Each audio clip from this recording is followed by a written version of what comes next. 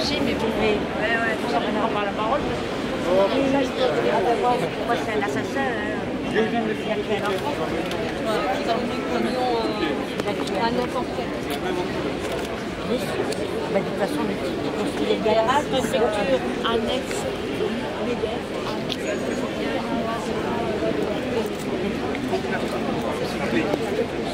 Alors, contrairement à ce qu'a dit le producteur, contrairement à la communication de la préfecture, ce garçon n'était pas un militant anarchiste, violent, etc. C'était un étudiant en sciences de l'environnement de 21 ans, qui n'était pas un habitué des lieux. La violence qui a été mise en place, elle a été construite par le pouvoir depuis 1 an. Elle s'est vérifiée ces jours-ci, au moment où le rassemblement pacifique avait été organisé dans certaines conditions, c'est-à-dire pas de présence de force de l'ordre. Eh bien, les gendarmes mobiles ont été sur les lieux alors qu'il n'y avait plus rien à protéger, plus rien à défendre. J'ai lu, par exemple, un communiqué mensonger de la préfecture qui disait que la police ce jour-là était pour protéger les rassemblements pacifiques. L'idée c'était effectivement de dissocier les pacifiques des méchants entre guillemets. Donc finalement, résultat, ça a abouti, vous voyez, cette construction de la violence a abouti à un mort.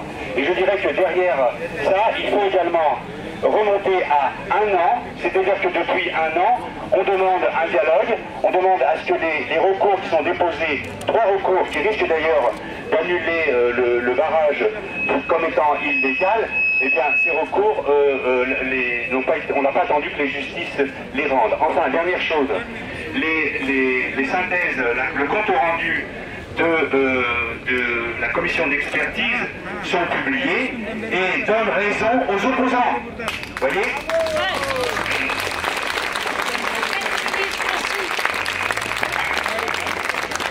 Le barrage est considéré comme surdimensionné.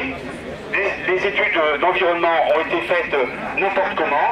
Le coût a été surévalué. On considère que c'est un barrage d'un autre temps.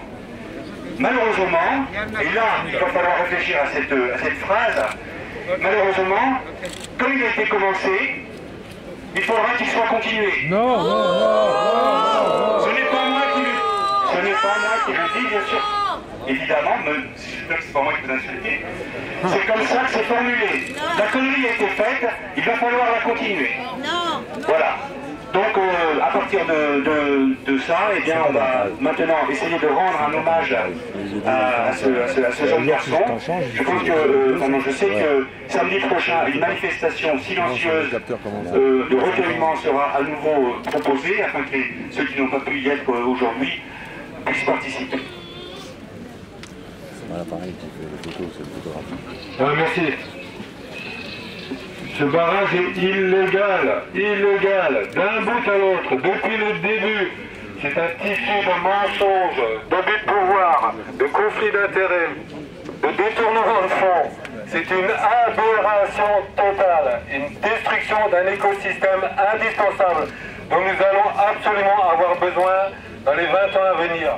Pour la biologie, pour la technologie, pour le progrès, les écosystèmes. Les forêts humides sont les zones de reproduction des écosystèmes. La forêt humide est un organisme vivant, comme nous. Si nous le mutilons, c'est comme si nous nous mutilons nous-mêmes. C'est comme les abeilles, ce sont les sentinelles de la nature. Les détruire équivaut à détruire notre futur. Nous n'aurons bientôt plus que de la monobouffe, de la monoculture immonde, de Monsanto, avec des pesticides polluants. Mais c'est hallucinant. Réagissez, arrêtez de consommer débile, arrêtez de suivre le troupeau. Boycottez les grandes surfaces. Allez acheter dans les circuits courts, bio, écolo. C'est notre futur, le futur de notre planète, de nos enfants. Nous en avons besoin.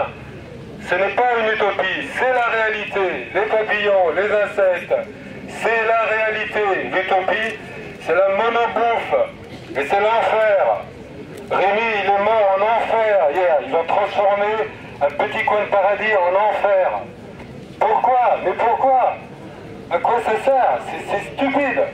En plus, il y en a de moins en moins. Il faut les protéger. Et ils étaient protégés. C'est un site protégé. La loi doit être respectée. On ne demande pas des miracles, on demande que la loi soit respectée.